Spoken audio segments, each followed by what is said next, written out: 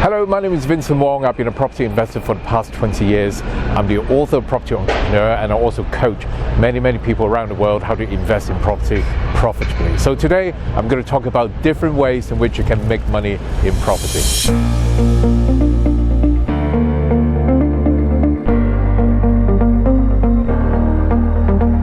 So the most common way of investing in property, of course, is if you own the property that you're currently living in.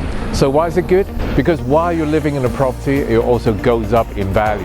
And you can do work to the property and increase its value as well. So that's the most common way. The second way of making money in property is actually do something called a buy-to-let. After you've owned your own property that you live in, and if you've got extra savings, then what you can do is to use it as a deposit and get your second mortgage and buy this property just for the purpose of renting it out. So you have to be a good property manager and put a tenant in there. You help someone find accommodation and have somewhere to live while you get the monthly cash flow, and you have an extra property as well that will go up in value. So that's the second way. A lot of people are wondering, what if I don't have any money to get started in property? So let me show you the third way of how you can get started in property without using any money. So when I started many years ago, I had hardly any money to get started.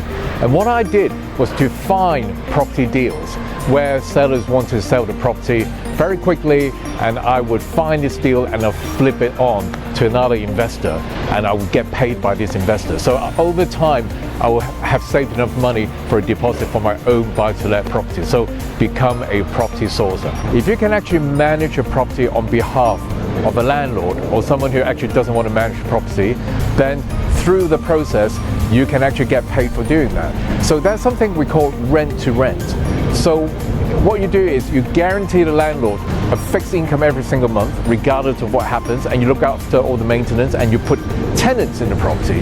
So the difference between what you pay the landlord and what the tenant pays you is your profit, as long as you manage the property properly. So another way of raising money to get started in property is to look at all the assets that you currently have and make sure that anything that doesn't go up in value, you sell it.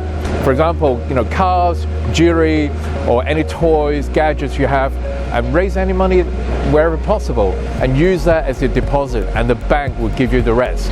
So make sure that you get rid of your liabilities and invest in your assets, and you can buy the toys back later on.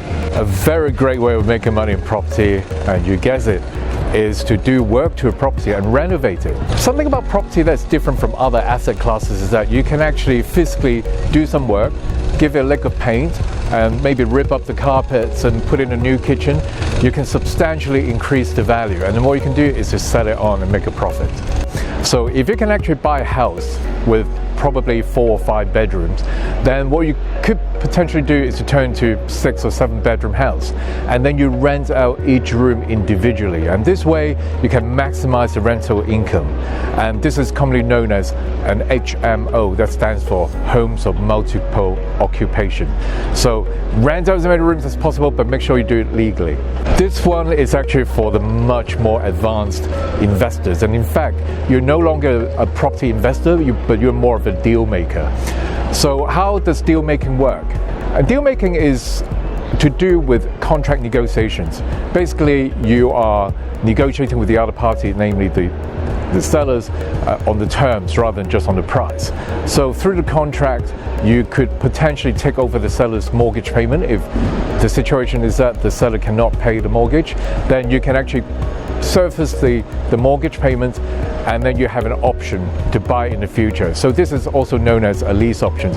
And when it comes to lease options, I'm the pioneer of lease options in 3 countries. So this is something that is for the much more advanced students. There are currently a lot of people with a lot of money in the bank, just not knowing what to do with it. In fact, money is everywhere, and you have to believe it. So how does it work? So while people have money in the bank not earning any interest, if you could actually borrow this money from them, and in fact you're not begging for money, you're offering them an opportunity to make money with you, and you give them a good return on investment, or ROI, then it becomes a win-win deal. So look for private joint venture partners. In a rent to buy, you're currently a tenant and you're renting a property from the landlord.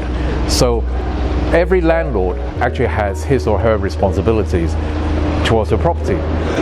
But if you can actually strike a deal with the landlord, you can actually agree that you rent the property but with the view of buying it in the future. So how does that work?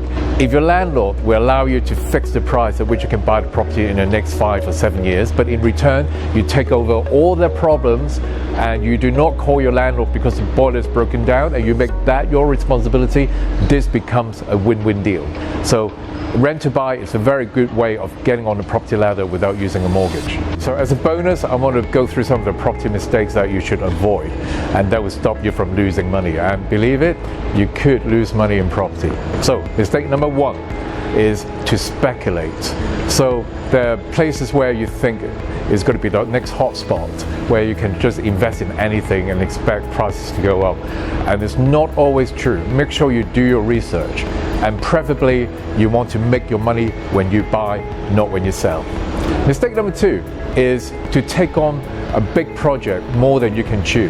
Yes, you can actually make money through renovation and refurbishment or simply just freshening up a property.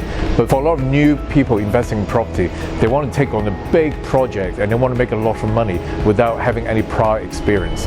So take on something small, get some hands-on experience before you take on something that's bigger. So a lot of people buy off-plan projects or new build properties, and for a lot of people, unless you're buying these properties to live in yourself, then they could lose you money for the simple reason that the developers themselves would have made the profit before you do. And that means you will have to own this property for many years to come before you start seeing a good return. So if you're new to this and you're looking to make money fast, stay away from new projects where someone else makes the money first before you do. Hope you have enjoyed watching this video. Make sure you subscribe and follow me on Instagram.